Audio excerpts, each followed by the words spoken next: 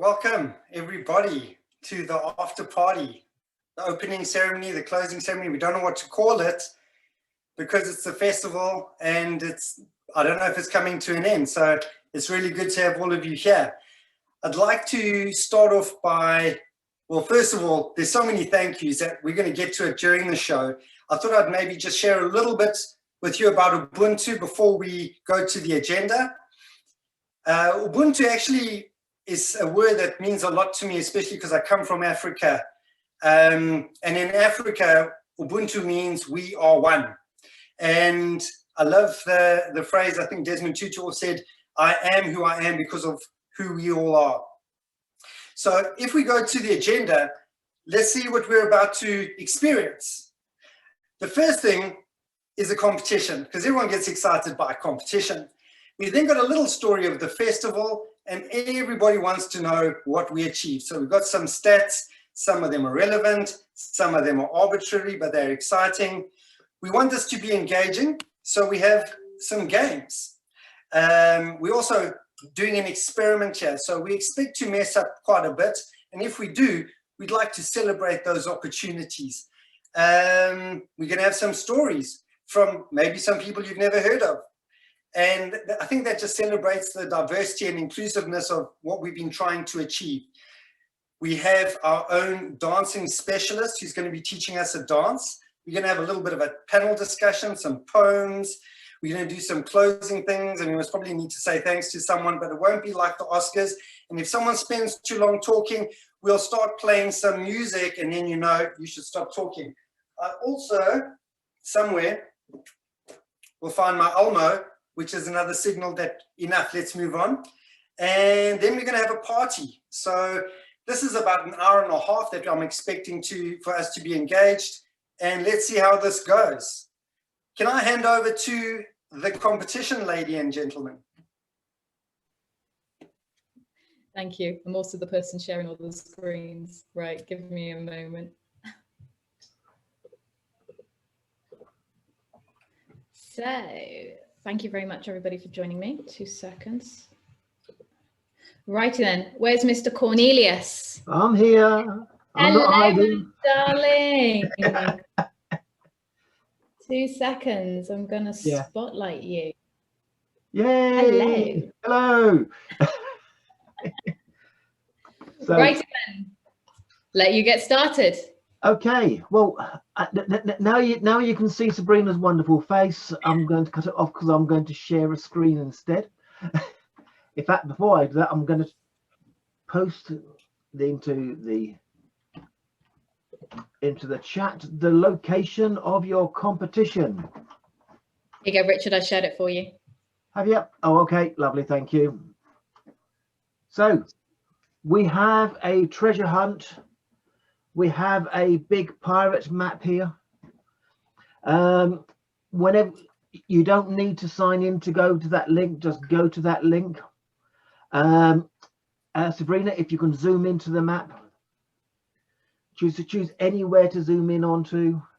What we want you to do is actually put a comment. So you right click with your mouse, zoom into the map, into one of those squares, right click on it. Can you right click, Sabrina, to show people? Yeah. Go and choose location. Type your name, put your contact details down, because if we don't have contact details, we can't contact you if you've won. So an email address will be sufficient if possible. Yeah. And first come, first serve. So if you click on a link and someone else has already clicked there, the person that clicked on it first, we can see the time and conventions would be the winner. Now, we've had some amazing gifts that have been given to us from our amazing authors, and those are Roman Pitchler, Carl Smith, we've got Paul Goddard, Jeff Watts, Mike Burrows, and Joanna Rothman have given us some absolutely amazing gifts. There's actually 14 gifts that are actually hidden in the map. We have hidden them very well. Now, don't automatically assume it's going to be on land. They are hidden extremely well. So just add your comment, add your name, add an email address. My wonderful partner in crime, Richard Cornelius, is going to be in the background keeping an eye on this as well. And hopefully, if things all do go well, we hope that we can announce winners at the end of the show. Yeah, I've rethought about that one. I may not be doing that, but we will show you where the treasure is hidden at the end of the show. But working out who's actually closest might take a little bit longer, right? So you will know where it is. You'll know there's no jiggery pokery going on, but we'll then have to contact people afterwards. If you have any problems, we've got the instructions here. So that's us on the competition. Thank you very much, Richard, for this. Awesome, guys. That's fantastic. All right, so little story of the festival. Once upon a time, there was a gentleman by the name of Scott Sebright, and he came up with this idea that this manifesto was celebrating its 20th anniversary of being around, when a whole bunch of dudes got together and came up with the Agile manifesto. What a lovely story, what a lovely time to celebrate. And we both came from a little city called Edinburgh, and they have this thing called the Edinburgh Festival. It's a pretty exciting thing. In fact, it's on a lot of celebrities' top 40 bucket list things to do. And we wanted to create, or he wanted to create, this really cool experience where everyone from everywhere could celebrate Agile in whatever form they want. We came up with the 3 themes of the past of Agile, the present, and the future of Agile. And along with it, we thought this was going to be a really cool thing to do. All these different places were going to offer trainings or discussions or webinars or whatever it may be, engagements. And wow, I think we got so much more than we expected from the event.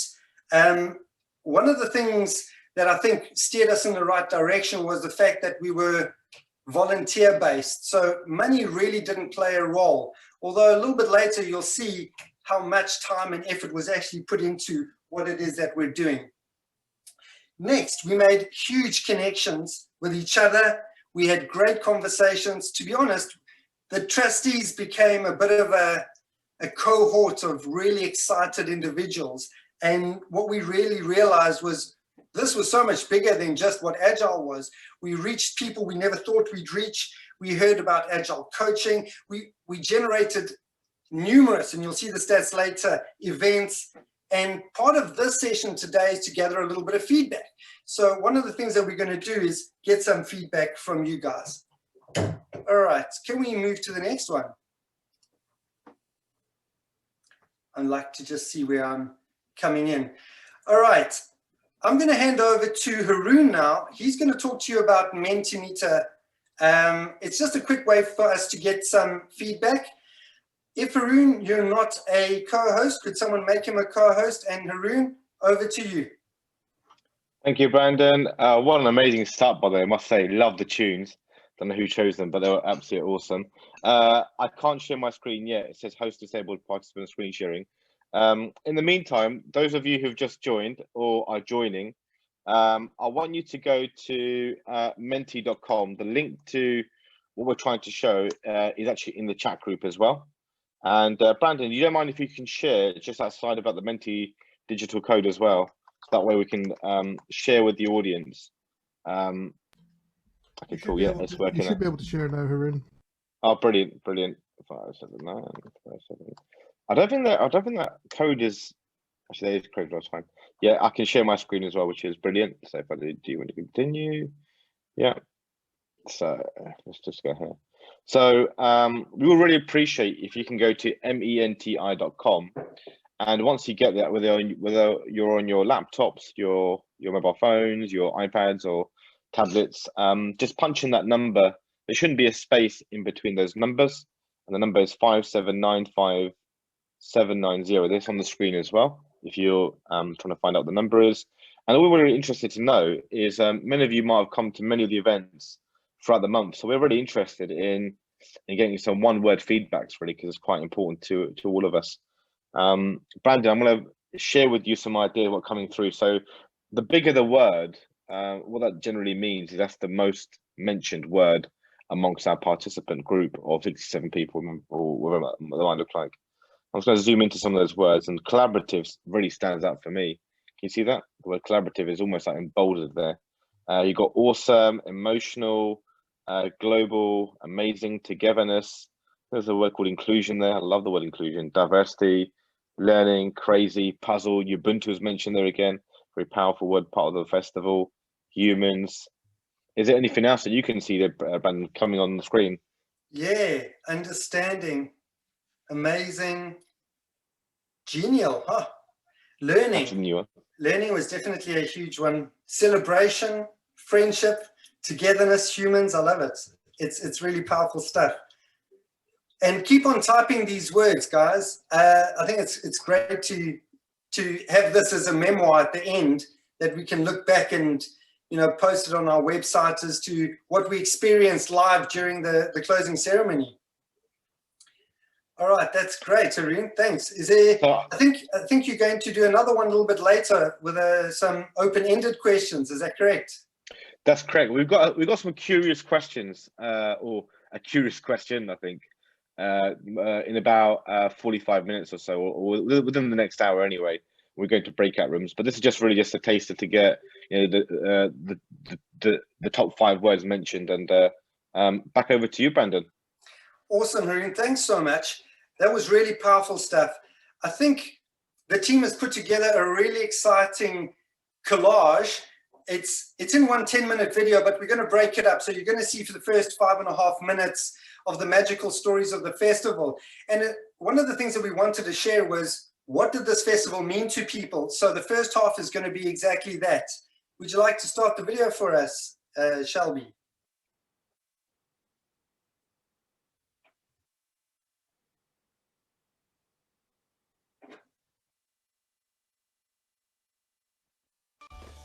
Hi everyone, I'm Sandra, ambassador for the Agile20 Reflect Festival, and also I am CEO and founder for consulting company ATI Consultores. It was my pleasure to share my experience in Lean Agile mindsets. I am so proud, I am so glad to be part of this amazing global agility event to celebrate the 20th anniversary of the Agile Manifesto. For Ecuador, it has been a festival where creativity and inclusion has been pillars for the success of the festival. My thanks to all speakers and all volunteers from South America to share their knowledge. A special thanks to Alexis Hidalgo, Ambassador for Chile, Alexandro Porto, Ambassador for Peru, and Jorge Olsen, Ambassador for South America. I'm sure we learn a lot. We create new knowledge to the people, and we met an amazing people like you. For sure, there are things to improve, but the objective of the festival was done. Have a nice day. The Agile20 Reflect Festival has had great impact on my community, Zambia. It has sparked a lot of community engagement, education, awareness, and organizational involvement. Hello world, my name is Grace Johnson and I'm a trustee and the World Ambassador Facilitator at the Agile20 Reflect Festival. So I'm here to really thank the ambassadors for a wonderful, fantastic, excellent job well done. Thank you for everything you've done for the festival. I remember our humble beginnings, how we had just 1, 2, 3, 5 ambassadors, and you swung into action. You contacted your connections around the world and encouraged them to apply to become ambassadors to represent their countries and their regions. And it's been a beautiful story from day one. It's been a beautiful story of collaboration, of the true Ubuntu spirit, having worldwide people collaborate online worldwide. Thank you so much. Week by week, the trustees requested one thing of you for the festival, and you never hesitated. You swung into action. You dedicated your time, your energy, your resources, and you made sure the festival is as beautiful as it is today. Thank you for the individuals, the organizations, the people you brought on board. Thank you for the events you hosted. This organization also hosted events. The individuals also hosted events. And at the end of the day, we had some organizations become our supporters. So we really want to thank you. Thank you because you put smiles on the faces of people around the world. Thank you for the communities you formed, the Agile communities you formed in your countries and your regions. Thank you so much, from South America to East Asia, South Asia, to Africa, to Europe, to the United States, to South America. We just want to thank you because you never restricted yourself to your regions. You went ahead to collaborate with other ambassadors from other regions and staged events. And as you well know, we had over 750 events at the festival. Thank you so much. You've really done something spectacular and disruptive.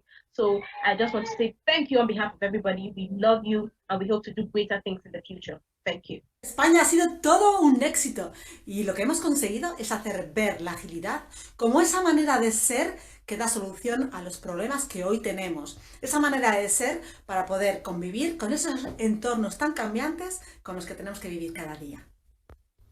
Hi folks, I hope you've had a fantastic festival and I've been left with many long-lasting memories. This is just a quick thank you to the patrons of the festival. These inspiring leaders have been amazing supporters and encouragers throughout the festival and have also generously given their time to deliver sessions as part of this 800 strong event programme. We are very grateful.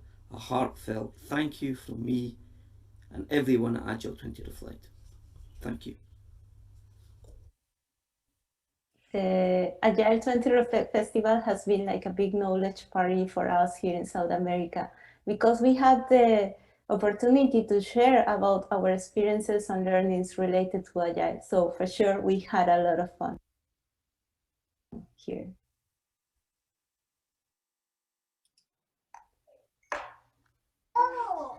Hello, Dennis here, Regional Ambassador of East Africa for the Agile20 Reflect. So I'd just like to thank everyone for their participation. It has been an awesome journey. Africa has actually learned so much. I personally have learned so much and I want more and more of these sessions to come up. So have an awesome time. Thank you. Hi, this is Surajit Das from Pune, India. It's been a real pleasure to be an ambassador for the Agile20 Reflect Festival, which has given me the opportunity to invite so many true Agilists who have been working in the trenches in the different ecosystems that I've been part of. Thank you, Agile20 Reflect. Oh, that's awesome. Thank you very much, guys. All right, let's go through some of the stats now. We said we're going to show you some numbers. We've got quite a bit to show you, but I'll summarize it. I'm going to start wherever I want to. I'm going to start with the volunteer hours. We calculated roughly that volunteer hours were 80,000 hours. Now, if we were paying for these, what you would have found is that would have been a huge amount of money that it would have cost us. I think Carl, one of our trustees, calculated it at somewhere around £60,000 in terms of how much it cost us. We raised, obviously me being the treasurer, we raised £2,484. We spent 1.8, which has given us a little bit left over, which we're quite excited about for next steps. We've launched, by the way, one of our ambitions was maybe to have 20 events with maybe 500 people. And we got about 809 events. We had 955 submissions. Some of them were duplicates.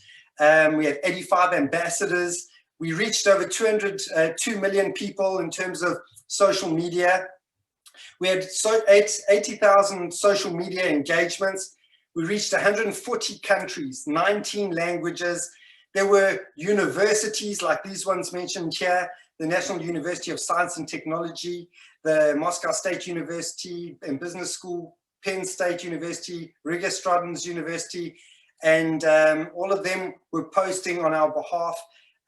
So yeah, just some amazing stats over here, pretty excited. And I think we had roughly, I think we calculated between 22 and 25,000 participants attending with all the speakers.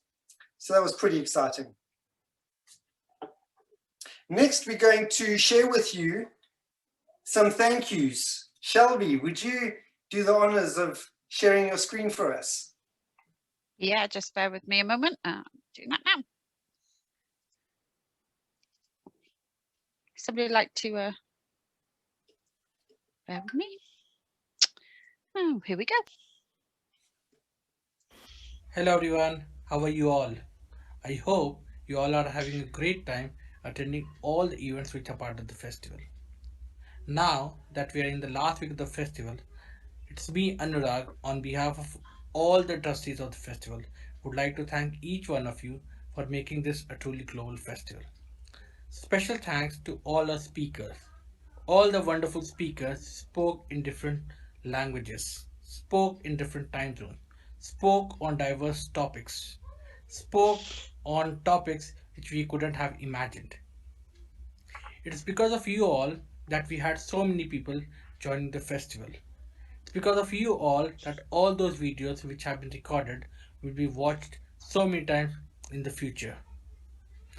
Thank you, speakers, and thank you for doing it all for free. Thank you. Hey everyone, it's Brandon here from Agile20 Reflect Treasurer. Just wanted to shout out and say the biggest thanks to our donors. The amount of donations that we brought in, which is close to £2,500, has been donated by amazing people who've reached out for no selfish reason. Most of them don't even want to be mentioned, but I wanted to mention you and just dedicate a little bit of time to acknowledge what you've done and what you've helped us achieve. You've helped us connect people. Nearly 1.5 million people have been reached because of some of the funds that we used. We were able to get licenses to enable large meetups for relatively small unknown speakers. We've connected people, continents, and seen so many wonderful things. I just wanted to say thanks again, and we really appreciate the donations. That's it for me. Hello there, Scott Silver from the Agile20 Reflect Festival again. Being the festival's chief pirate, I do get certain privileges. One of those is I really like to thank the trustees of the festival. When we started the idea of the festival, there was a lot of conflict and dispute amongst the early people that came in to think about how we were going. So I stopped everything. As Dave Snowden would say, I moved from complex into chaos for a bit, and out of the chaos emerged a group of people who wanted to be trustees. Those trustees were from all over the world, and we didn't look for people that were published authors, we didn't look for people that had run movements, we didn't look for people that had a huge amount of experience. The only requirement was that they had a heart and a desire to work together for change. I'm not sure if anyone's seen this, but around my neck I keep this medallion, and it's the wheel of change.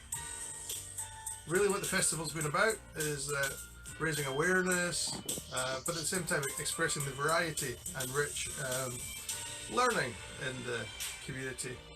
And the trustees really got behind that. Really got behind the idea of bringing people together, looking back, looking around, and looking forward. Go to the website, look at the trustees. I recommend you link in with all the trustees. They are amazing people. They are the leaders of the future, and they have been a complete blessing. I've been blessed to have the council, the brotherhood, and the support of the trustees. It hasn't always been easy. It's had its ups and downs. Sometimes it's been a bit of a roller coaster. But with the variety and diversity of the people that have been trustees, we've got through everything. We've got through every problem. So, trustees, thank you very much. I love you. If you ever feel alone, remember this festival. Remember there are hundreds of people across the globe that share your passions. And if we haven't made it clear enough with the original manifesto, it's all about putting the humans first. So just remember to always put the humans first. In our limited time here on Earth, it's made complete by forming these human connections.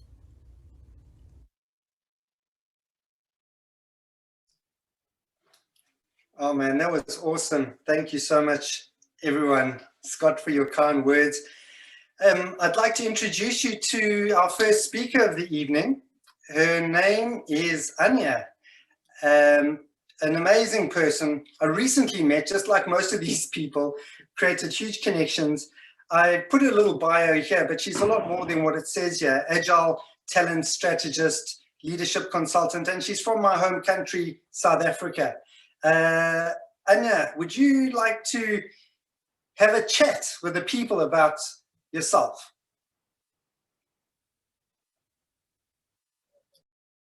Oh, I was on mute. Good evening, Brandon. Lovely to join you guys. I've done my name on the map, and I hope I'm the lucky one, the lucky winner of that prize. But thank you so much for the invitation.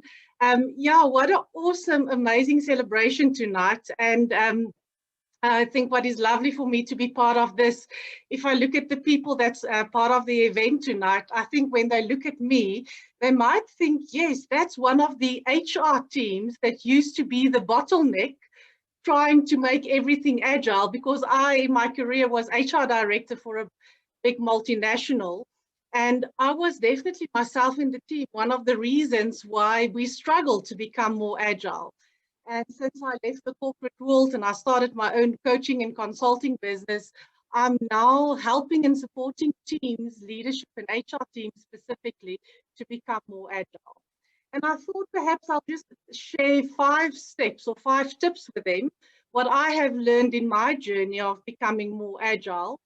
And I thought, let me use the word agile. So the first one, A, stands for, as you guys have seen on the Mentimeter, stands for awesome. And I think that is what, when I think of Agile, what comes to mind, because it's an awesome community to be part of. And when I think of awesome people, for me, what I need to remember, what I want teams to remember, is to make time to celebrate the awesomeness, time to celebrate the small successes, and make time to catch people doing something right. The other thing when I think of awesomeness that comes to mind is the word resilience. Because if we think of the human side of Agile and we want to remain resilient, or we want to remain agile and adaptive, we need to be resilient. And in order for us to be resilient and to continue working at that fast pace, we need to know how important it is to rest and recover. So the G stands in my mind for generosity. So again, when I think of the Agile community, the word generosity comes to mind, because it's an awesome group of people that is so generous in sharing their knowledge. And I think if we want to be successful and continue to, build on the foundation that was started with this festival, is to embrace that spirit of generosity and share whatever it is that you need to share. It might be a little bit of information, or it might be a support. Think of all the hours that you've just mentioned of all the volunteers. So that spirit of generosity for me is so critical. And then if I think of the I of Agile, it stands for the invisible leader. Because when I think of teams, we underestimate the impact of having that common direction, that common purpose. And the invisible leader for me is that purpose that we can actually pull together in the same direction. And when I think of starting my own business a few years ago, that purpose for me was so important. And now as the team grows, it's critical for people to feel that they belong, and sharing that common direction and making sure that we very, very clear on where it is that we're going. That helps the people to form that sense of belonging.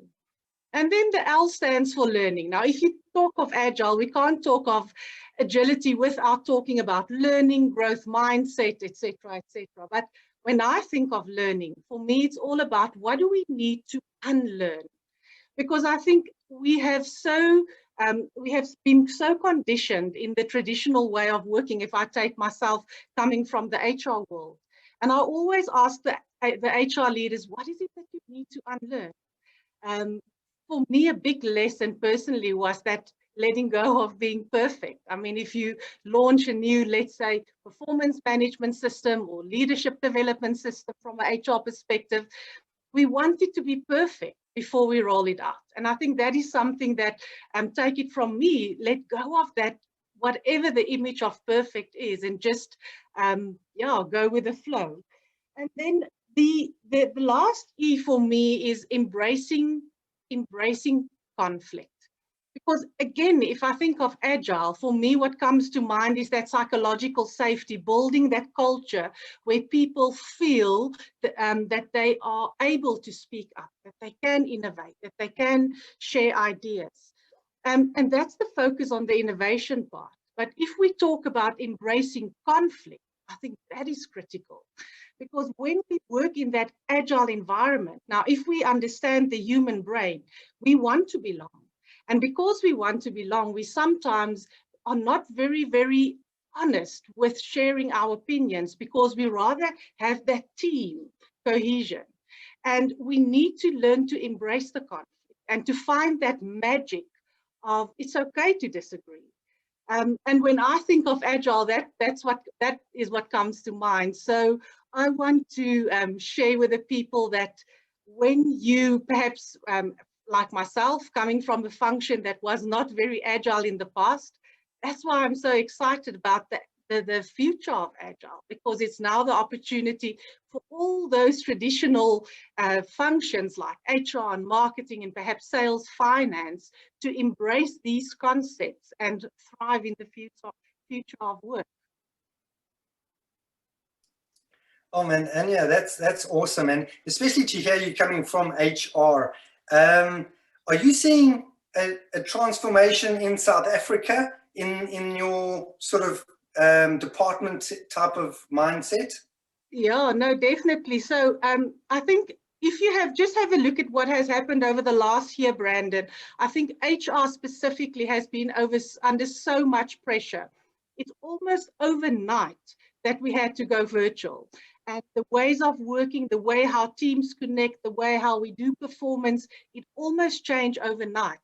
And for me, I'm so pleased to see that the people are looking at what are new ways, what are better ways to do these things, and definitely seeing a switch over embracing Agile, the principles, the values.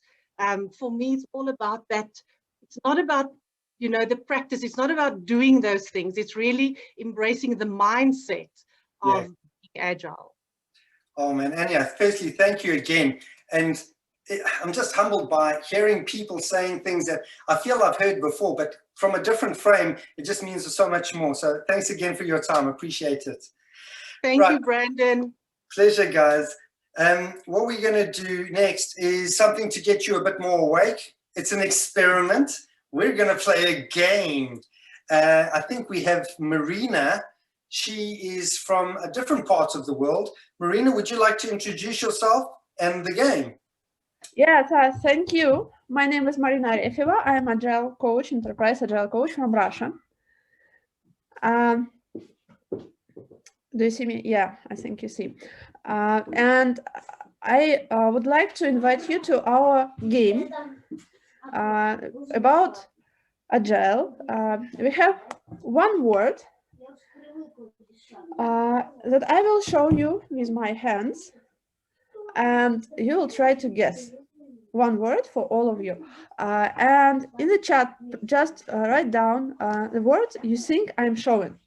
And then it's a pantomime. I don't tell anything about it.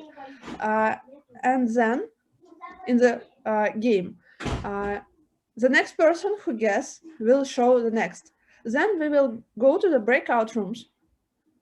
And the person just shows something, then someone guesses, and next person shows something like that. You see the rules on the screen? Let's try. I will switch off the background for this thing not to change our movements. And I recommend you also during the game be without a virtual background. Okay, so this is one of the typical Agile words. And Julia will be a moderator. She will see what is in chat, and I'll try to show it. Okay, I'm showing. Try to guess this. It was too fast. Retro, pivot, backlog. I'm reading the words out that I'm reading in the chat. That's a good way to do it, guys. Any of those words? It is retro. Retro. Ah, easy. Awesome. That's totally easy. So just to be clear, everyone's going to go to the room. Someone's going to act out an Agile word and then type a word to someone else privately in the room, and they're going to have to act out that word. And they've got roughly a minute to do it before they have to say what it is. Yes. So go join to the breakout rooms and play this game. Okie dokie. Let's give it a go. And please switch on the video. If you can't, just don't lead this game. But if you switch on the video, just switch off the virtual background, okay? Okay.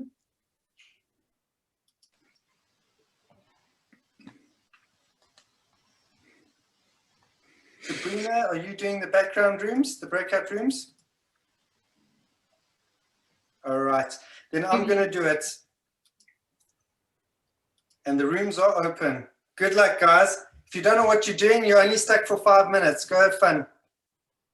I'm back. Yeah, everybody's coming back nicely.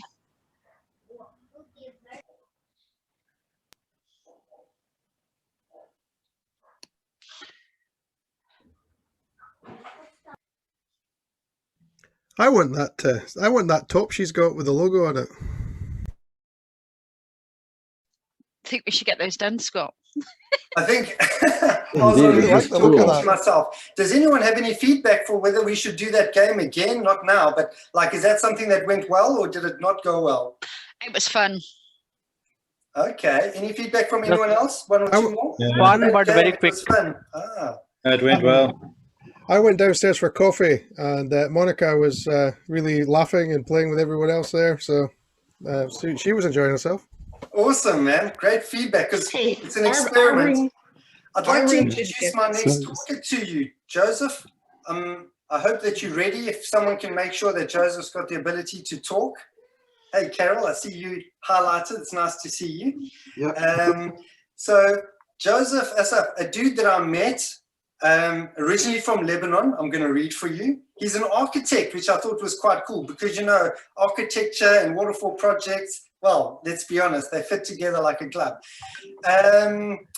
Joseph, go ahead. You've got some time, 5 minutes or maybe a bit longer because we're quite punctual. We're doing really well, by the way.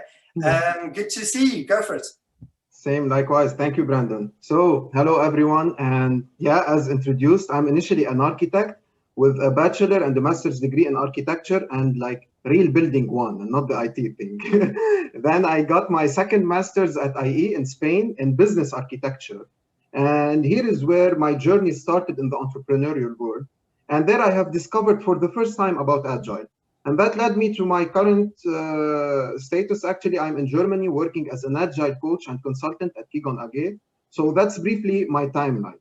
And based on that, I would like to share with you is that I learned that Agile is an environment. It's a total environment, and it's not only a tool, especially by the fact that it is and could be implemented in multiple industries, and not only software or IT. And the living proof about that, I mean, like me. I'm an architect coming from a totally rectangular. I used to work in the construction field, so it's contracting. It's nothing to do with Agile, and I adopted it, and that's perfect. That's the kind of environment I was seeking for. And why am I saying that? Is because then when you refer to a tool, then it's a commodity. And speaking of commodities, then they have an expiry date. And they are market trends, like they fulfill temporarily the need of humans, but would definitely come to an expiration.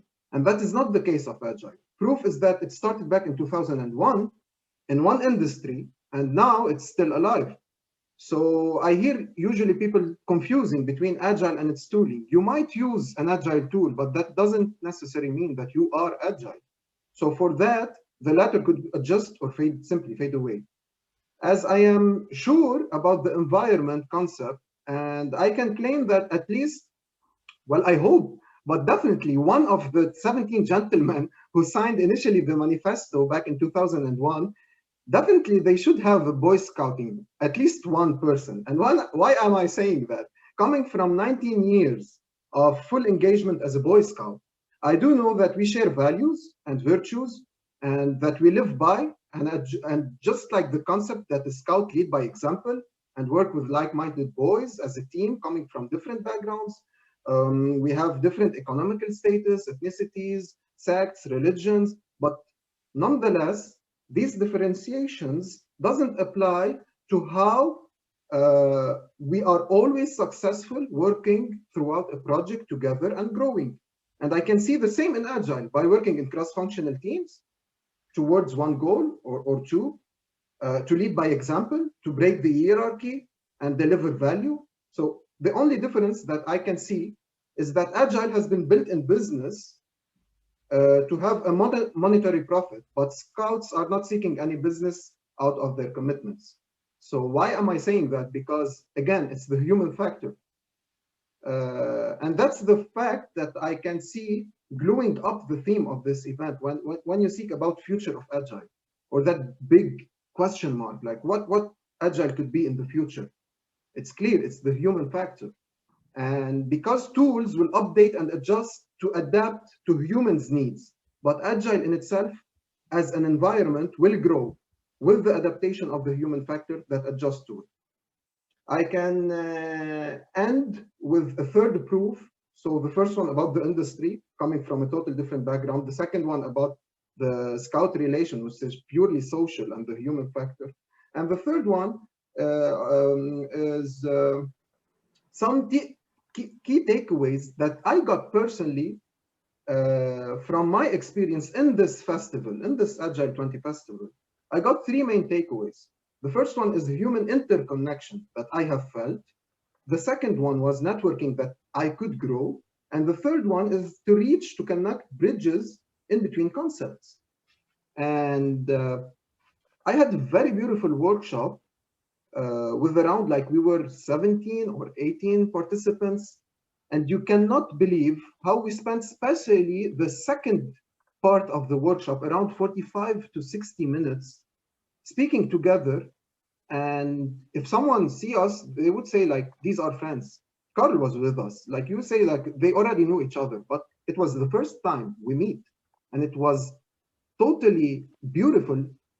It was interesting and innovative and everything, but seriously, the word beautiful, it was such a beauty to see how people can communicate together, despite the fact that they're coming from different backgrounds, different age level, different interests and industries, and yet we made it. And it was very beautiful, again, I say it. So that's the beauty of an Agile environment, to be open for all with a high level of empathy. And that's how I'm seeing it at the moment, and that's why I like Agile. And I would like to stop here. Again, thank you for each and every person who contributed for this event, because definitely it brought multiple added values for a lot of people, and I'm one of these people. So yeah.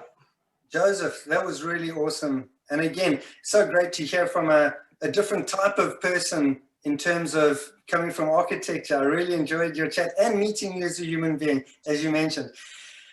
Last time there was some advice that we should have a bio break. So it's bio break time. We'll be back in 5 minutes, and at about 4 minutes, we'll play our launch video again, which we were quite proud of. So go ahead, take a bio break. See you now. It's like 5 minutes is up.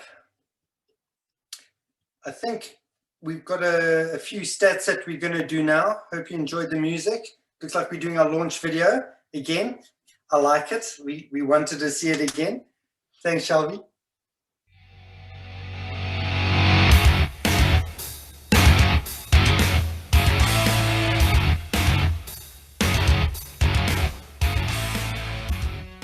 That's not it. That's Agile World. Welcome to Agile World. This is we've got some breaking A shameless product placement. We don't need to do it now. We can do it. It never cost us anything. That wasn't the right video. And the t-shirt and the hat. This is product placement. That was accidental. Oh, sorry, are we on our Agile World show again? All right, let's Welcome everyone to Agile World. Thank you for signing the disclaimers. It's a Wayne's World takeover. All right, guys. So if we can pull up the slideshow, I'd like to just go through a few more stats that we have discovered. These are interesting facts. Okay, so what are some interesting facts? The youngest volunteer was Katie Severite, who was 20 years old. We thought that we'd like to mention that. Very proud of someone who honestly started a career by joining the festival. We had Carlos, and I'm just going to stop right there, who did a session for the deaf. We've got Arman, who did a session for the deaf blind in Russian. Well, was it in Russian because it was for the deaf blind? We don't know, but I believe so. We have 95,392 page views. We have 1,559 different device types. If you didn't know, that's how many there were. 13 patrons, a random piece of information that the highest festival location was Nepal with 3,942 meters above sea level. And we have 19 trustees. So that's it for the exciting stats, always trying to keep it a bit more on top.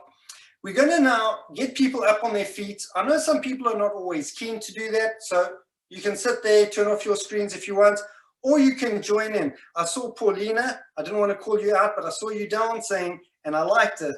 So I'm expecting some great things from you. Turn on your screen. Anurag, I'm going to hand over to you. Let's do the dance.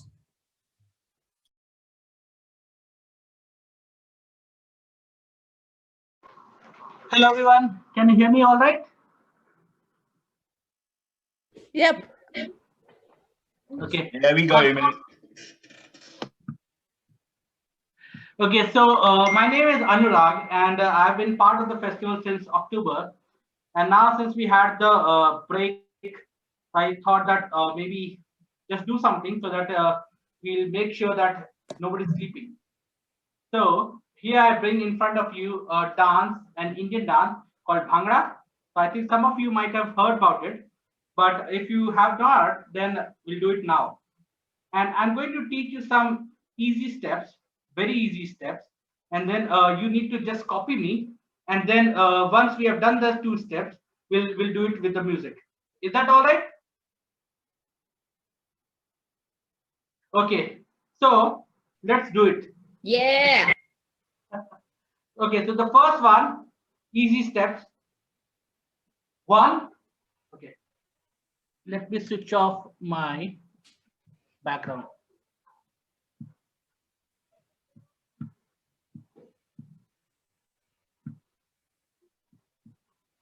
Okay, so the first one is 1, 2, 3, 4. 1, 2, 3, 4.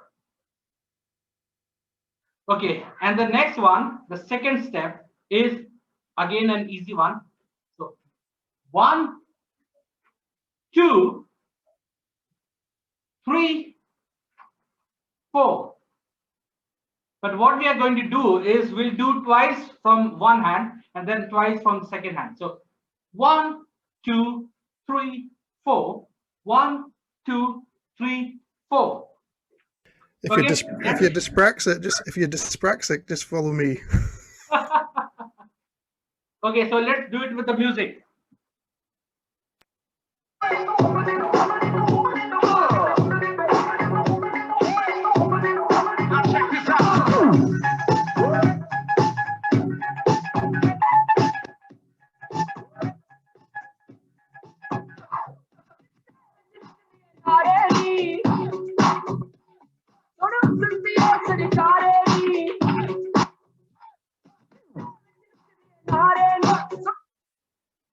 Okay, so were you able to do it? I can see Julisa doing with some kids. So let's have your family together. Let's do it together with the kids, with your family. Okay, so now that you have learned 2 steps, what I'm going to do is that I'll teach you 2 more. Again, very easy steps. And then we'll play the music and then it is for everybody to dance. Join me with the music and then we'll do it for some long. Okay, so the next step, number 3, which is, so put your right hand on the top, left to the bottom. 1, 2, 3, 4. 1, 2, 3, 4. 1, 2, 3, 4. 1, 2, 3, 4. Okay, and the last one, again, an easy one. So just put both your hands on the right, like this. And then you have to go to the left. And then from left to the right. That's a time warp. Okay. So we'll do it again.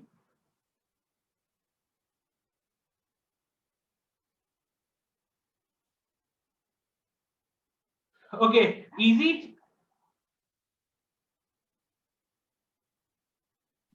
Always easy until you put it all together. Yeah, so we'll do it once slowly, all the 4 together, and then we'll do it with the music. Okay. So the first one. 1, 2, 3, 4. 1, 2, 3, 4. 1, 2, 3, 4. 1, 2, 3, 4. 1, 2, 3, 4. 1, 2, 3, 4. 1, 2, 3, 4. 1, 2, 3, 4. Okay, so now we are going to do with the music. Are we selling an exercise video? Okay, let's do it with the music now.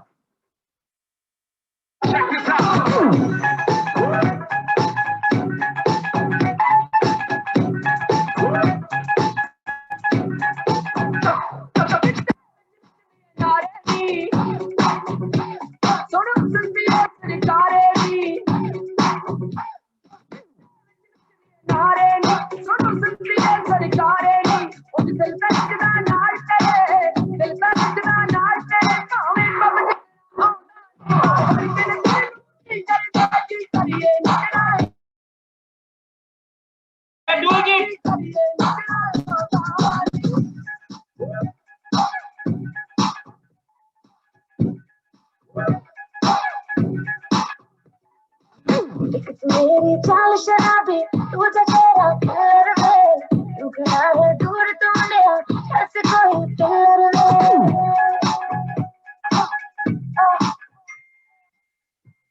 मेरी चाल शराबी तुझे तेरा प्यार वे तू खड़ा है दूर तूने ऐसे कोई प्यार वे दोस्त न कर मुझे याद नहीं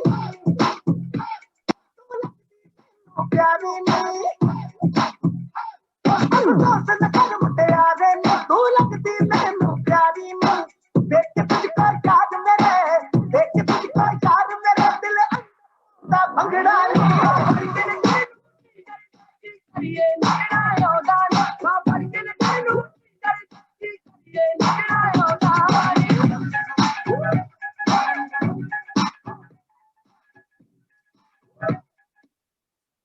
Awesome. Thank you, everybody. Thank you, Anurag. Thanks for sharing your culture, the dance, the energy. I think we're all a bit more awake now. That was really cool. All right, back to the fun in the sun. We did a bit of a dance there. We're now going to do a live panel discussion. Miles, can I hand over to you, sir?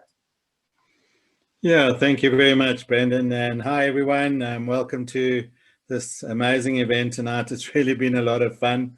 Anya just asked me why I wasn't dancing, and I tried to think up of an answer and I couldn't. So I wasn't going to be lying to everyone. Well done, Anurag.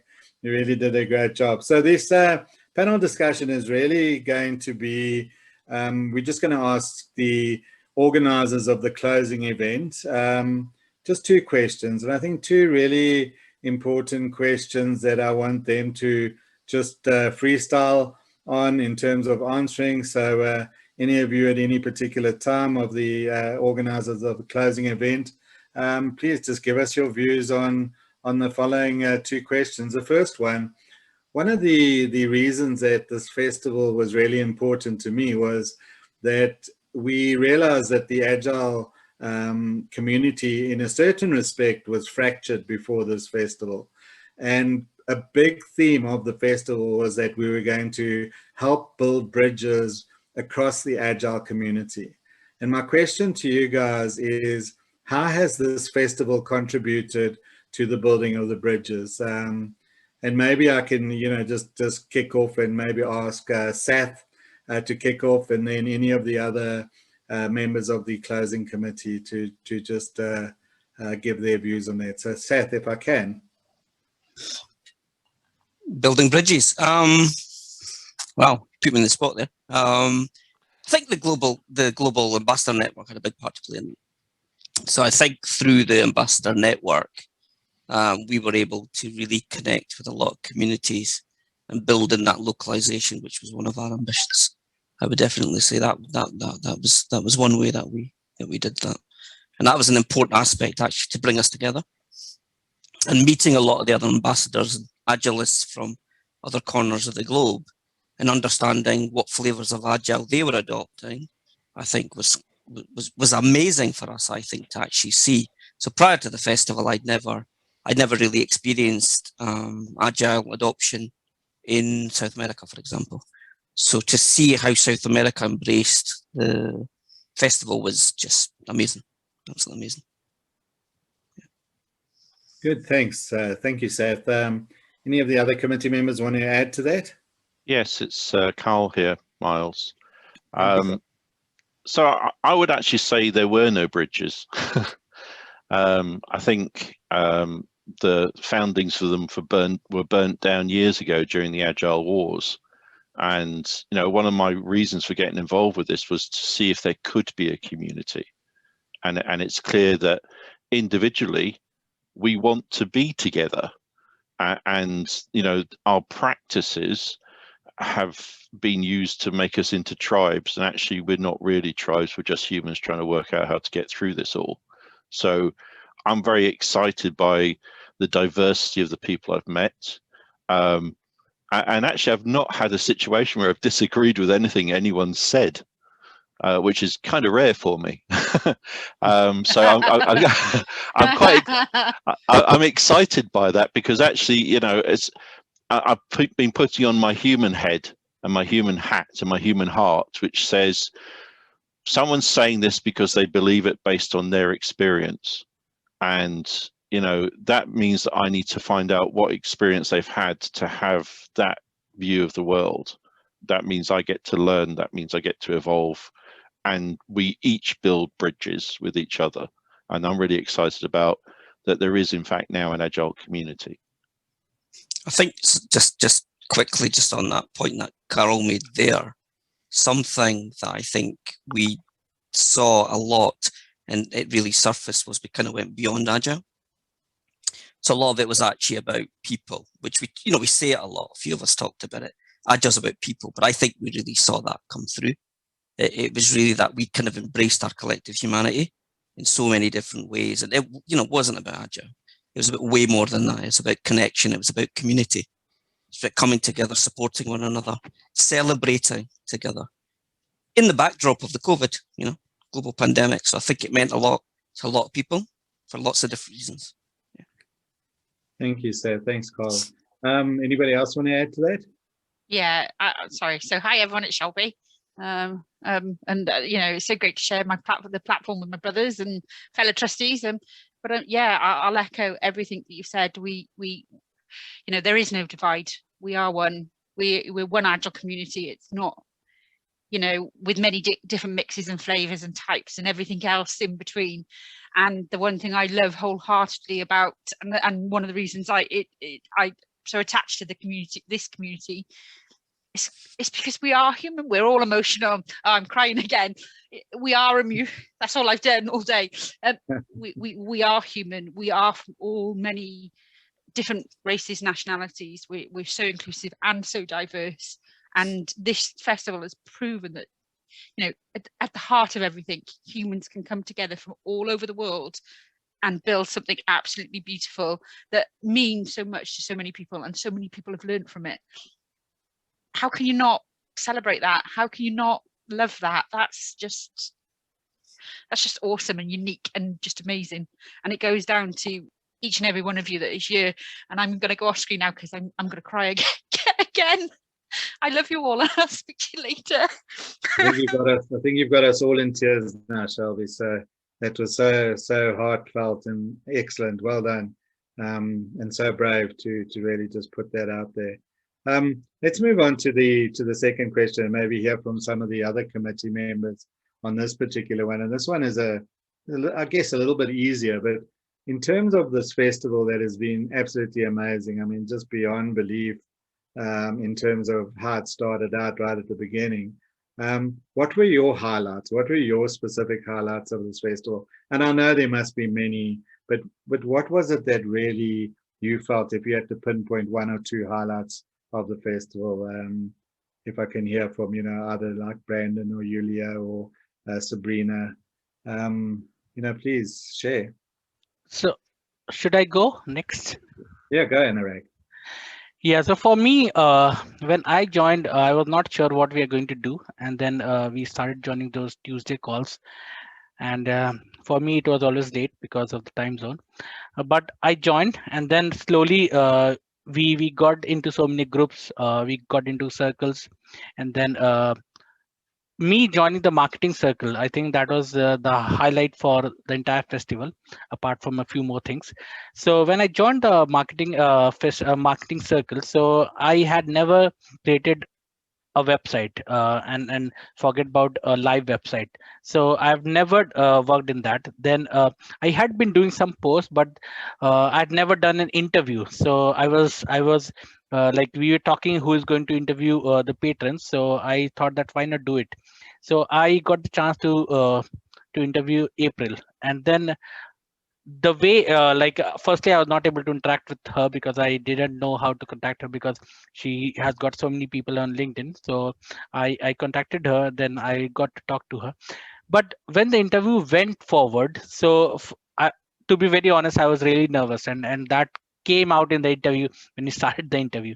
But then the way it went forward, and then at the end she actually laughed, smiled, and then she said that she would like to visit India.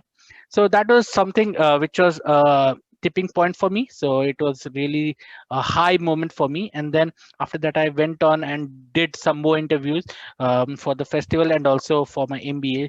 So I think the way it started, the marketing circle, I really enjoyed it. For me, that would be the highlight. Thank you, Anurag. Brandon? I'll step in, and I would say the connecting with people. I loved our Tuesday evening meetings where we came, and often days we came in there with this heavy attitude from the work, from the pandemic, and it cheered me up listening to all of you guys with your talks, with our humor, and in some meetings we're so exhausted that everything became funny, but there was an element of support, and sharing and connecting with people made a difficult time better. It helped me with gratitude, with knowing what was happening.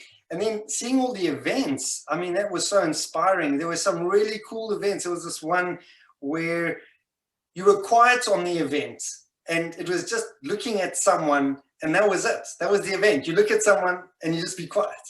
And it was to take the noise out of life. So yeah, just lessons learned, but more the connections for me.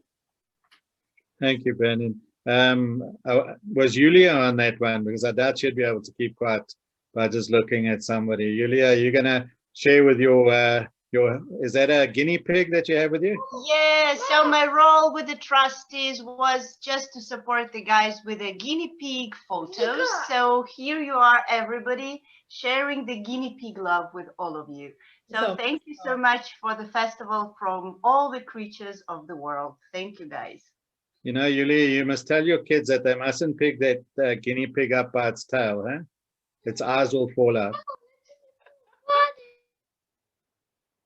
But you can have a look later if it has a tail or not. And then you can see.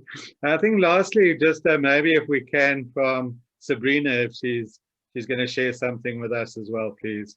Yeah, I'm sorry, I'm in the middle of facilitating.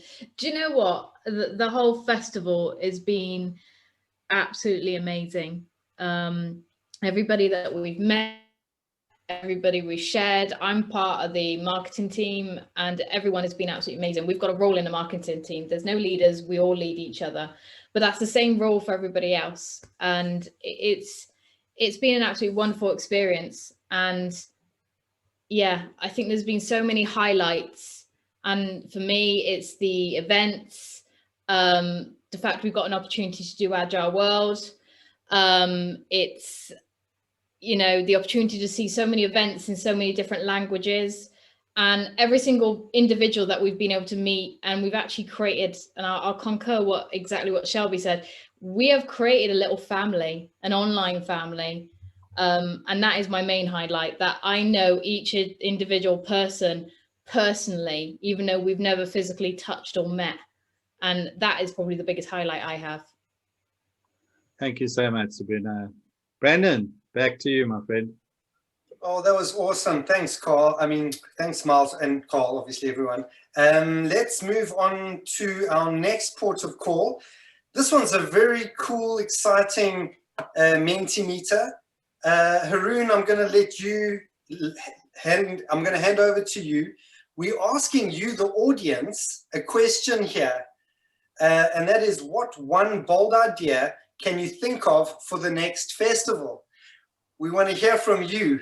So go to Mentimeter. Haroon, are you there? Sorry, I was on mute there for a second, Brandon. Thank you for that. Yes, I've just changed the slide on Mentimeter. We would really appreciate, everyone, if you can go to menti.com. That's MENTI.com. It's on the screen, on the shared screen that Brandon's kindly sharing as well. And we would really appreciate if you can just punch in the numbers 5795790, and the numbers are also in the chat group on the Zoom call as well. So if you're on your laptop or your mobile phone, you should still be able to open up a new browser on Google Chrome or Internet, Explorer or Safari, or whatever you have on your phone as well. And what we're interested in here is just share with us what one bold idea that we can incorporate for a future festival like this, so that we can, obviously make it more insightful and more exciting as it has. For me, personally, it's been amazing. And make the ideas crazy. I mean, this year things were tough. We're all stuck together. We didn't know what we were doing. This has just been an experiment. Look what we've done with this experiment. So what could we experiment in next year? What things in inclusion and diversity could we experiment in? What's just never been done before? What builds on the stuff that we've done already? We asked a lot of awkward questions in this festival. How do we build on those awkward questions? Yeah, absolutely. Yeah, everything that Scott just said.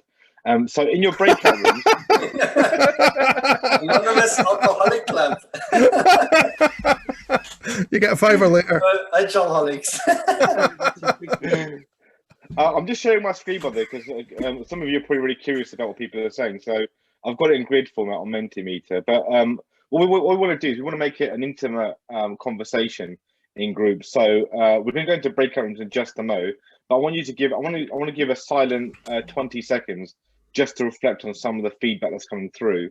And in your individual breakout rooms, I want you to explore, or maybe even agree or explore maybe some ideas, some really wacky, crazy, bold ideas that you feel that can really make a difference going forward.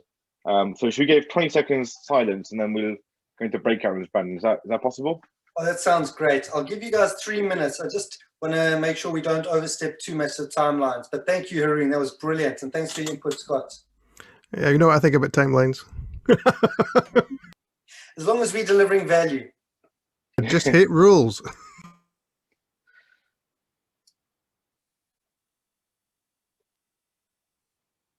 Thank you, Brandon. Thank you, guys. This is going great. Absolutely amazing. Well done.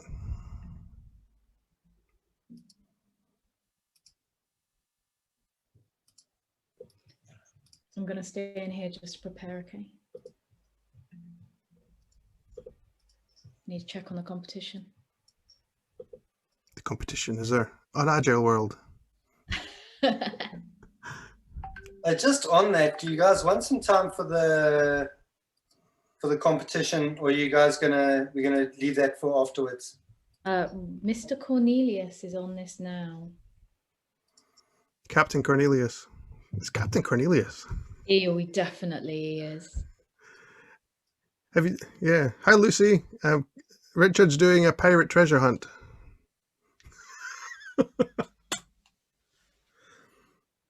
Sabrina? Yes, my darling. Are you carrying on Agile World from tomorrow? Yes, we are. So after this, we've obviously got an after party. So we want to get all the goss. And then, yes, we are carrying on Agile World. So we're going to limit it to probably once or twice a week, so we can get rid of my withdrawal symptoms, because we've gotten used to doing it daily. And but yeah, we will be carrying on Agile World. You should let everyone know. Yeah.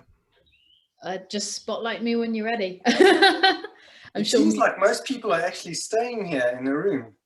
Oh. So I'm going to close the rooms.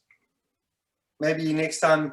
I thought it was great, actually, just for next time, Haroon showing that screen. It was actually quite cool seeing those ideas. Yeah, I like that. You've got a fair few people in the rooms, I think, haven't you? I got kicked out. I don't know what happened. I tried to join and then it sent me back. Oh. Yeah. I just want to say, Angela, you've got an amazing voice. I would listen to audiobooks that you read. Oh, stop. Now I'm going to turn red. Thank you. Yeah, next year's adverts, we're going to get you to read some. Okay. For the American market. I'll help with the commercialing. Yeah, definitely. It needs to be fun though. It needs to be outdoor and through the medium of mime. I think we should do the adverts. So Sabrina, are you going to be able to do the competition now, or are we going to save that for afterwards and move ahead to the poetry? We've now closed it. It's been locked. We've had an amazing response, so we can actually say some stuff. The treasure chest shut. Oh, Wow. I didn't get a chance to do it. I felt so sure, but it was fun. I felt so sure. All right, over to you. And by the way, if Carl wins, it's a fix. I haven't even entered it because I'm not meant to. Oh, I did it 100 times. Oh no! I thought we weren't allowed. I thought we weren't allowed to. We're not allowed to, Scott. I'm only joking.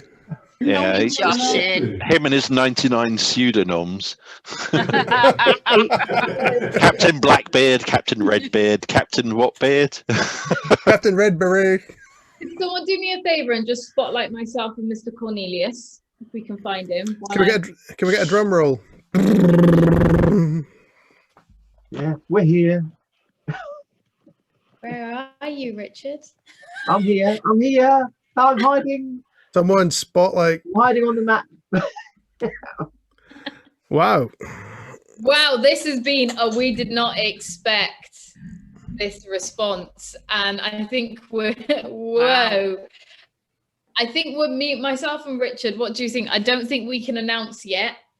Well, I'd like to announce at least one. Dum dum dum. It's not easy to actually work out who's closest on some of these. I've been having a good look, but we do have one person who is exactly over their piece of treasure. Ooh. So let me just unhide. All right, and then unlock. See, it's I've got it's well protected. You can see.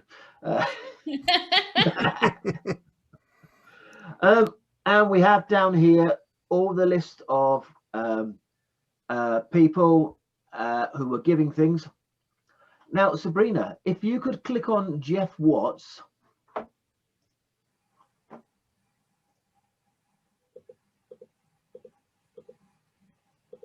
Oh no, you can't click on it because I've made it right protected for everybody now. Captain Cornelius is secured. I can see that we're going to have to change that a bit, but I promise you those things are there. So Jeff Watts, he gave a number of items, one of which was the coach's casebook. That's an amazing book. Andy DeVille bought it for me. So the coach's casebook has been hidden. Drum roll. on Sabrina. Can you find it? It is column AX.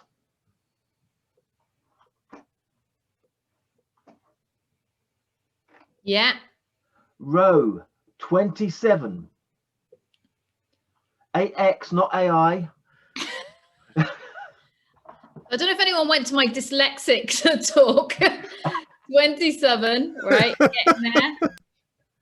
20. Hey. Keep going down. Is it? No, it's there. I got it. No, that's not 27.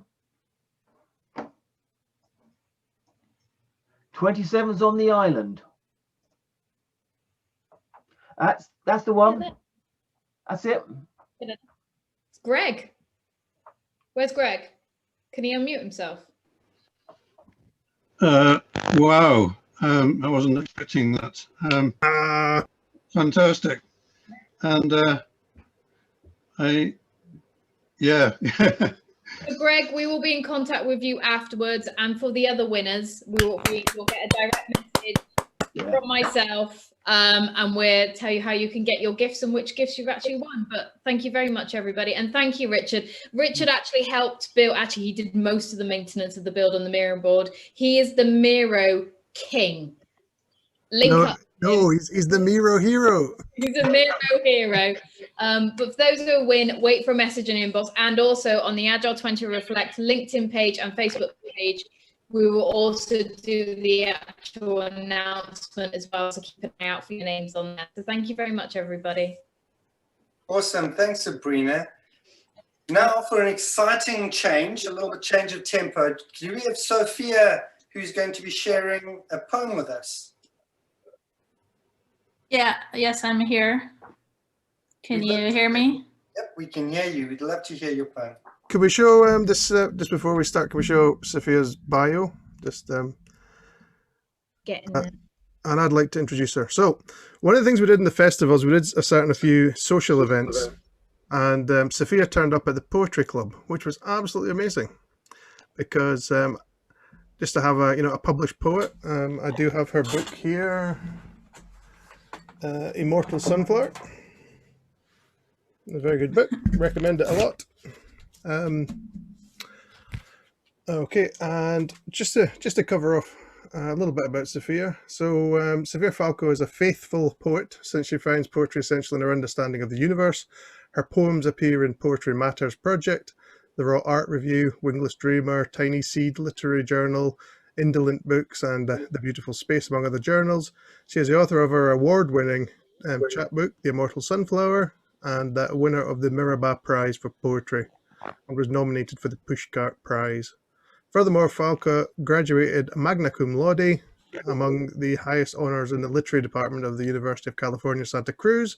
Her bachelor's arts degree is in intensive literature with a creative writing concentration in her poet. Her forthcoming full-length poetry book is titled Farewell Clay Dove, and I've actually heard that poem and it's very good. This is what you get if you come to the Poetry Club. You get world premieres. To be published by Uncollected Press, and she loves to take long walks on the beach and be in the presence of water and to witness the ocean's vastness, blueness and beauty like any pirate. If you go to www.sophiafalco.com, I believe there's actually a link to the poem that you're going to do today. I'm eternally grateful for you coming along, Sophia. I love your stuff, and the other thing is I think you're the reason that the Poetry Club's going to keep going, because we all have such good fun. Okay, you have the floor, Sophia. All right, thank you, Scott, for inviting me and for my introduction. I will be reading Imagining 200 Tiny Astronauts, and it is in the section titled Revival in my forthcoming book. So, Imagining 200 Tiny Astronauts. I imagine a dried dandelion flower as the new frontier. The core is a miniature space station, and each seed is a lovely astronaut where the white fluff are their spacesuits. They are tethered down, whereas the wind comes as a divine intervention. These tiny astronauts disperse in every direction. They have arrived at their destination. This destination is the freedom to soar in this present moment. Thank you. Namaste. Thank you. That was beautiful. Thank you for sharing that with us. Thank you. All right. Let's be dandelions. Scott, what is next? I'm going to talk for a bit, and part of the reason I'm going to talk. Can you highlight me? It's probably.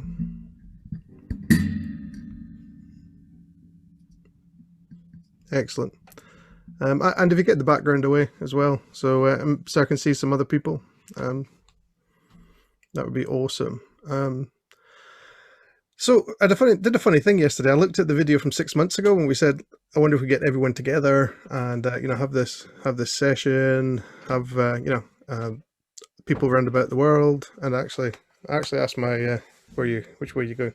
I actually asked Monica, who's supported me through all of this, to come along and be here as well. It was really hard when we first started. There was a lot of conflict. The trustees really brought it all together. Without the trustees, we wouldn't have been able to do this. And that was at the point where I thought we could have great capability to do something completely different and blow every single norm out. And one of the things we almost asked the trustees to do was just not have any experience, not have any knowledge. Can you sit over here, Monica? Because if you go there, it feel like I'm on the box of Mastermind. No, come here, sit in the bed. There you go. Okay, so I want to talk about a few things. So I learned a lot in this festival. It was just an experiment, first of all. So I think one of the things when everyone kept saying, what's next? It's just been an experiment. But in doing the experiment, we've learned so much more. 28 days of this has been hard going. Most of the trustees have crashed, just with stress and things. We've been a family. Families at times will have disagreements, but we got through them all, and we got through them all to this wonderful place. Some things surfaced in the festival that really took me forward, because what we did in the festival is we looked at the past, we brought everyone together, and one thing that surfaced was awkward questions. Okay, I'm going to talk about a few of those awkward questions, and I'm going to read from a few books to do it. So the first book I'm going to read from it's just out last year. It's called The Inclusive Leader Scorecard. And when I was reading this, recently, it really kind of struck home. One of the things that you really need to know is a sense of wanting to be included is a basic human need. Right. For too long, the Agile community has been excluding people, avoiding people. And for my part, one of the key things, around about setting this up was, some of the conflict that I saw my great friend Martin Burns have. I was under peer pressure because of, his involvement in SAFE and everything else. And just that kind of arguing over methods this is not acceptable. We are humans. So one of the things, in formulating this and in wanting to do this, we all got together for Martin's memorial. And in getting everyone together, after that, I was thinking, well, it was really nice to get online. We're in the middle of COVID. We're completely locked down. People are lonely. January, February are going to be the absolute worst in the North Hemisphere. So what can we do to kind of help people to come together and to help people go forward? And when the trustees got together and I kind of handed my vision over to them, they came up with the bridge building. Martin would have absolutely loved this. I did 20 events. Martin would have done 40 events. He would have absolutely just adored. When Dean did his talk, several talks have actually called out Martin. It's just been absolutely amazing. So again, being included. So a sense of wanting to be included is a basic human need. So as we enter the fourth industrial revolution, traditional support systems are disappearing, and opportunities to design a better way forward surface. And that's all this festival's been. Let's ask the awkward questions. Let's look at where we are, and let's see what happened. It was an experiment. I honestly thought we'd have 50 people. We'd have 50 people involved. Yeah, I didn't realize the reach and the touching that we would have across the world. I couldn't believe the amount of beautiful people I've met. I know people in Peru and Nepal, and you can see from the event tonight just how wonderful that is. This sense of the brotherhood of man. It's just absolutely amazing. Another thing is leaders should embrace the concept of inclusive capitalism and including people as a force for good. I heard one speaker in the festival say that his biggest ethical problem was that he put women on his board, and he had to, and that was an ethical problem. That's not an ethical problem. That's something to be embraced. Yeah, actually framing it in a problem space is crazy. And a strong inclusive vision, mission, and purpose is vital for any future organization's success. I think we're a future organization because we built diversity in at the beginning. I remember the arguments we had about I wanted to have gender equality in the patrons. We've got, look at the trustees, we've got great diversity in the trustees. I was very proud when I did the imposter syndrome talk to the Black, Asian, and minority ethnic meeting in Scotland, because I could turn around to our trustees, I could turn around to our people and say, look at the inclusion. I could show the world map with all the countries and regions. And that was just so exciting for me. So yeah, inclusion matters.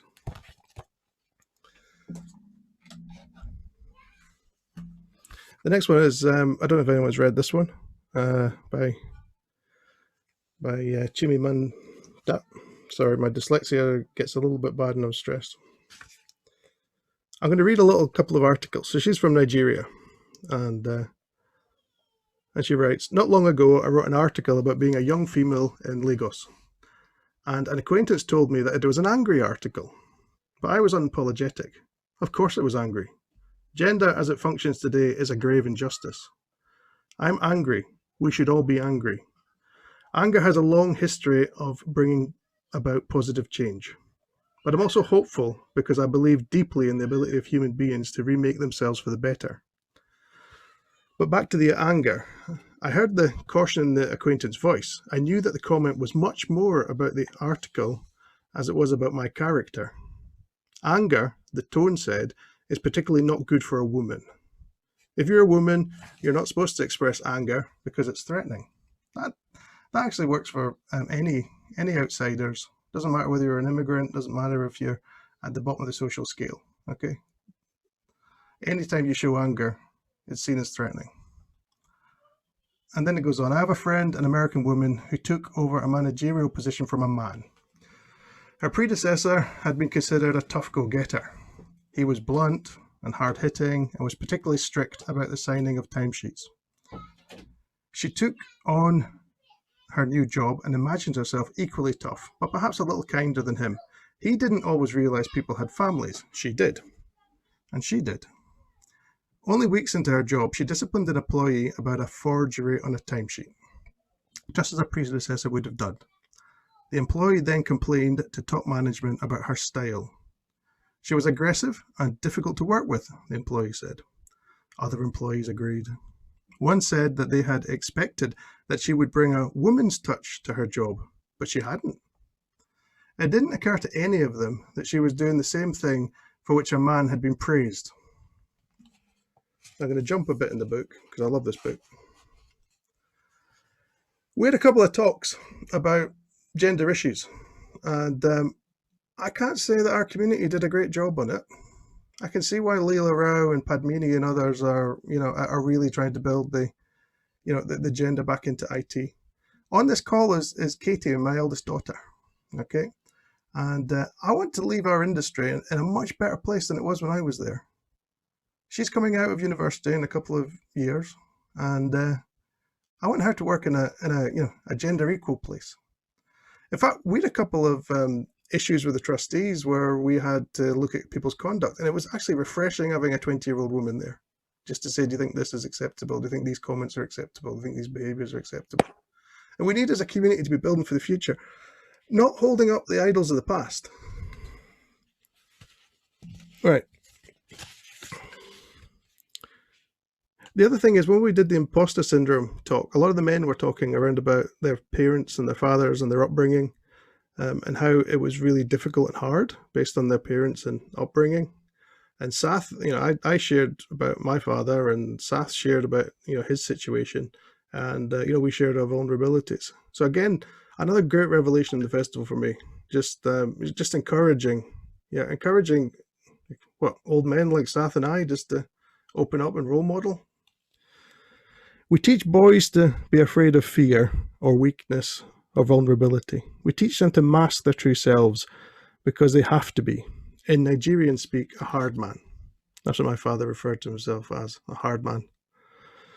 In secondary school, a boy and a girl go out, both of them teenagers with meagre pocket money, yet the boy is expected to pay the bills and always to prove his masculinity. But if we start raising children differently, then in 50 years and 100 years, boys will no longer feel the pressure of proving their masculinity by material means. But by far the worst thing we do to males is by making them feel they have to be hard, is that we leave them with very fragile egos. The harder a man feels compelled to be, the weaker is his ego.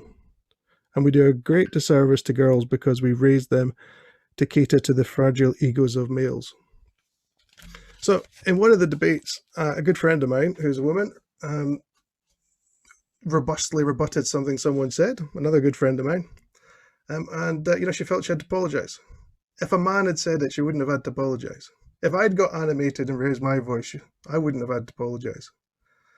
And we need to build this, we need to build this equality in, right from the start, right from the beginning. We need to build these bridges. And look at some of the events we've had in the festival. 300 Russian mums in Russian talking about Agile and families. The ethics discussions, completely round about the world. And actually, we're going to take some ethics projects forward from that. We can put ethical operation to business. The dyslexia stuff, Sheila's on the call. Sheila said to me the greatest thing, that came out of it was feeling that her dyspraxia was a superpower, because most of her life she hadn't realized it as that. Just wonderful, wonderful things. The talk with Lisa Adkins and Joanna Rothman and Tobias, that was one of the most intimate things in the world. It was talking about the future of the world. It was talking about AI. It was talking about climate change. It was talking about all the things we can do. Cliff spoke about the silent majority. One of the problems with this community is we spend a lot of time looking up to people whose frame of references might have been 20 years ago and aren't in the future. Hey, Rothman, you missed me talking about you. You can catch it on the video rerun. So one of the things we've done is taken our reference points from celebrities on the stage. Yeah. And the great thing about this festival is we really had almost like a no celebrity policy. Everyone who wanted to talk forward could do the talk. And it brought so many fresh voices forward. We heard them earlier in the call, from the speakers. I want to read you something that I found, and I just found it on the internet yesterday. So I had the great privilege of pulling together Mike Beadle's remembrance thing. So for those of you who don't know, Mike Beadle was one of the manifesto signers. He was a Latino. He was Miguel Beadle. He was a physicist. He had lots of great ideas. He did a lot of input into Scrum, and was working on Enterprise Scrum. And what Mike said in one of his last blog posts, sadly he was murdered. But before he was murdered, one of the things he said in his last blog post, and I'll need my glasses for this.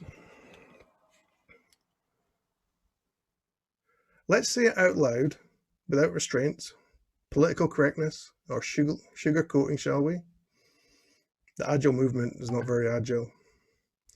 This came up with another little conversation I had with Jim McCarthy at the OSA, the Open Space Agility Facebook group the other day. That's actually where I met Mike, in that group. Yes, the author of Core Protocols, and the guy that has an uncanny ability to make me more blunt as I needed. Okay, so the first thing he wrote in that article. Now go to Meetup, look up if you Google Mike Beadle and look at Meetup, and have a look at what he said.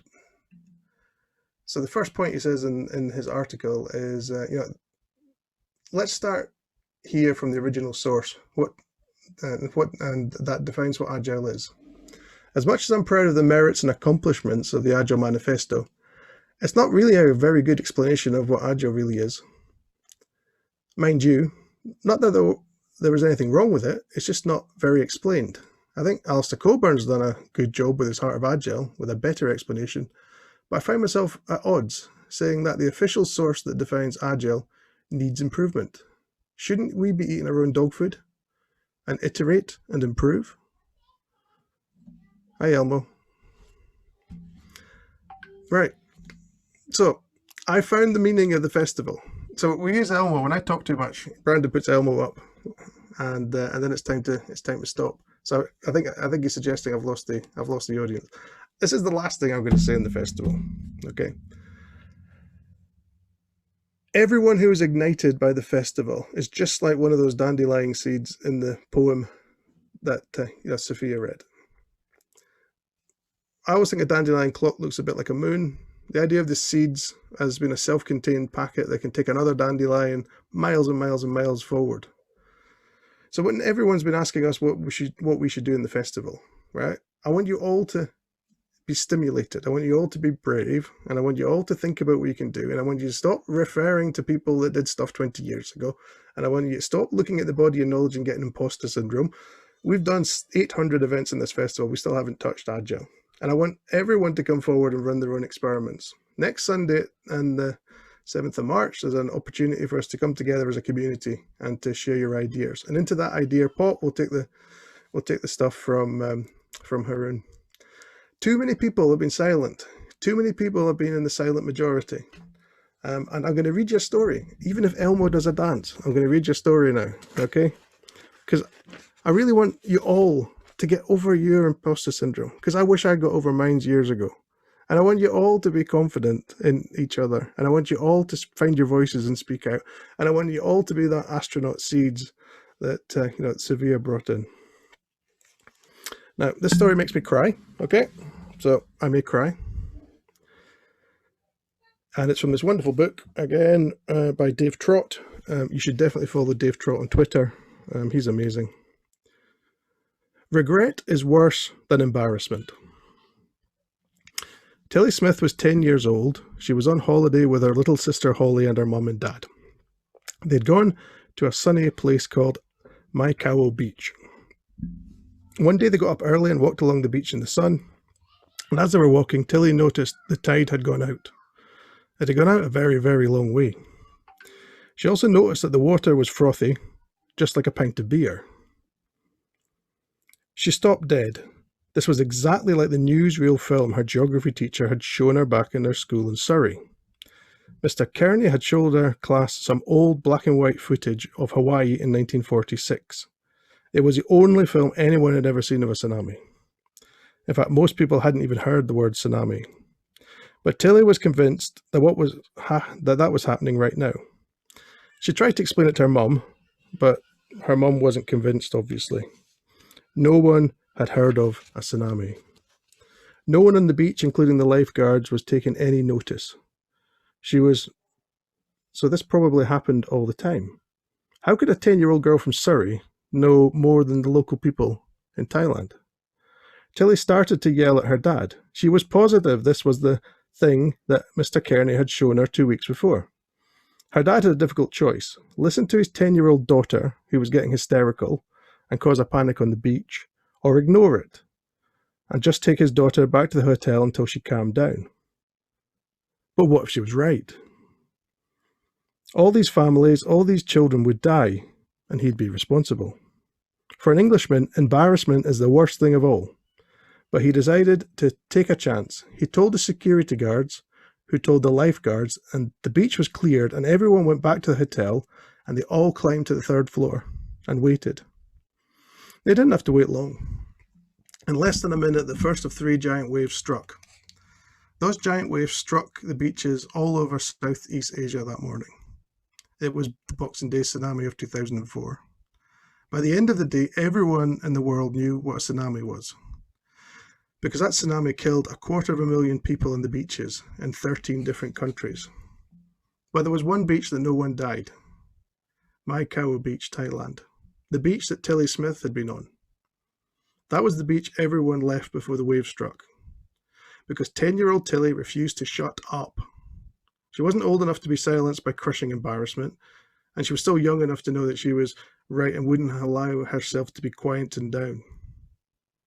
Later, she was taken to the United Nations, where she was publicly congratulated by Bill Clinton because Tilly saved the lives of over 100 people, men, women, and children, by being unreasonable, by insisting on being heard, instead of wishing she'd spoken up after and it was too late.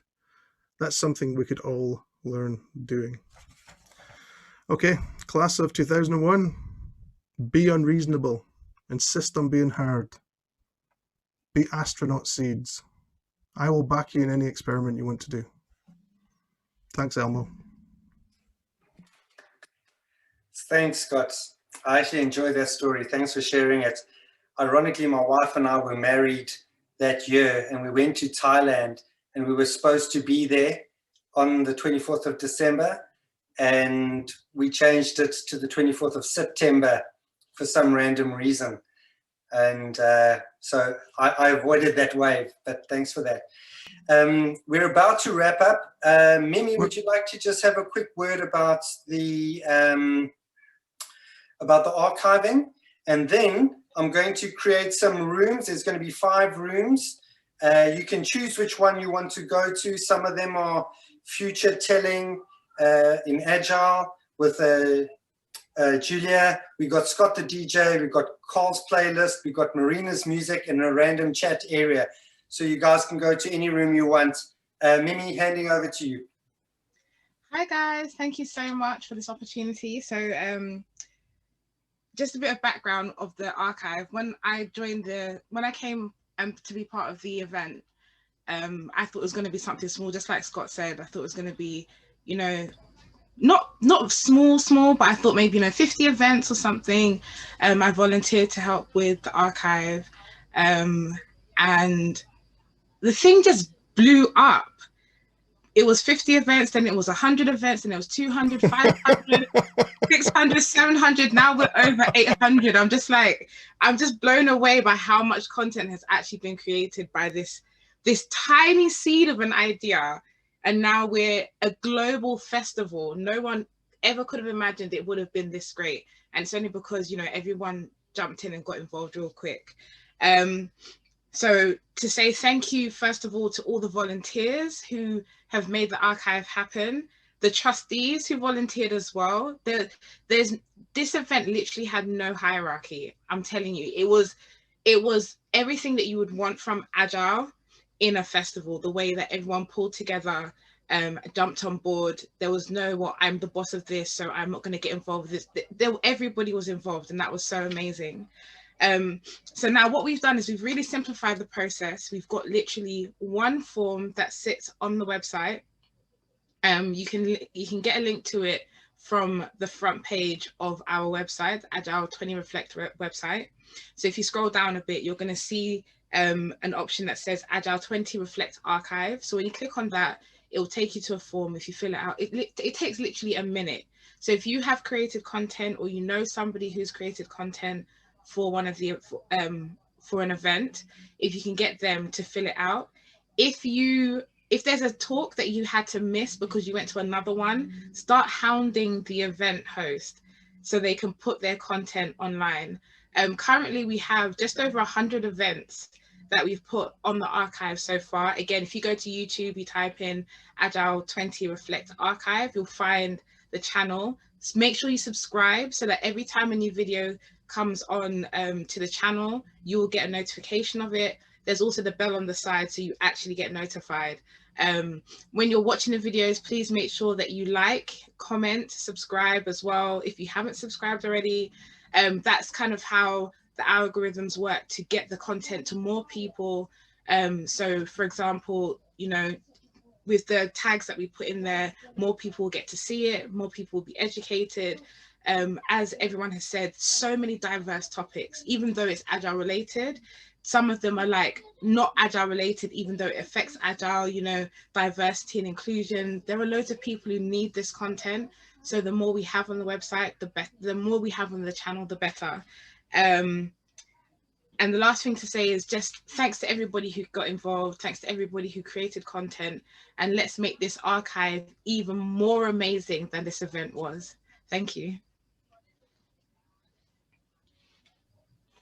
All right, thanks. Is there anyone else on the trustee that, Shelby, You go. How could we forget?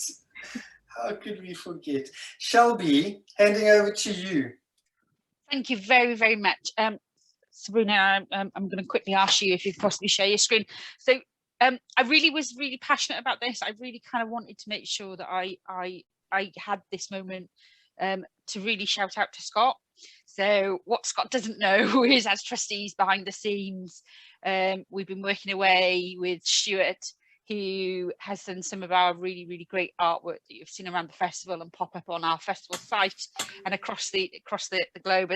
And I set about with an idea thinking, well, I really want to thank Scott. So, you know, this spark to creation, the blow of the dandelion, and this is just our opportunity as trustees to really say, thank you, Scott. Thank you for everything you've done. Thank you for bringing us together as a family. Thank you for my new brothers and sisters I've made. And we have a little present for you that we've all created. It'll get blown up and put on a canvas and sent to you at some point. But for now, this is our thank you to you. Oh, beautiful. So this is the party in the middle, all our principles, and some of the lovely words that you've come out with over the last couple of months. And then in the corner, this is everyone that signed it, all of the trustees. So thank you, Scott. Thank you for making this possible and coming together for an idea. This is just, it's awesome, and we love you, and I love you dearly. I'm blown away. That is definitely going to get framed. I love how you captured the chief pirate. This will be huge. Woohoo! Love Well, it. it's a massive thank you to Stuart. He's many well. hours working with us, trying to get our vision. Scott, I just need your address. I promise I won't turn up. And I'm actually Stuart's going to give me a version where I can actually get this printed for you, and printed and hopefully laminated, and I'm going to send it to you. So give me a few weeks. You need to send it first, and then this is yours to keep. And you'll see in the corner, all the trustees have actually signed it. That's the best bit. Yeah, wonderful. Thank you. I am blown away. Thank you. Chief pirate, woohoo! Chief pirate, woohoo! I'm knackered. Right. All right, guys. I see we're 4 minutes over. I want to say thank you to everyone for coming. It was really phenomenal. I love the emotion that we all evoke and talk about, and we can just be who we are. You guys mean so much to me too. I'm not allowed to cry because my daughter's standing next to me. I'm going to open the rooms though, so I hope you're ready with your party music. Feel free to leave, feel free to stay. Just enjoying all of you guys. Have a great Agile Festival 20 Reflect. Happy birthday to you tomorrow. Yeah. Happy birthday, Brandon, tomorrow. Happy birthday, Brandon. Thanks, guys. Happy birthday. Well done, good job. You don't look 50, it's amazing. All right, go assign yourself 2 rooms. You should be able to press a button somewhere. I've never actually done it. I just know how to do it from a host perspective. If you look at the bottom of your screen, you'll have an option for breakout rooms, hopefully. I don't see it, but then it's maybe in the more. Found it. Yeah, it is showing there. All right, go to a room and have fun. Cheers, everyone. Thank you all. Maybe stop recording. Thank you, gracias. And guys, cheers.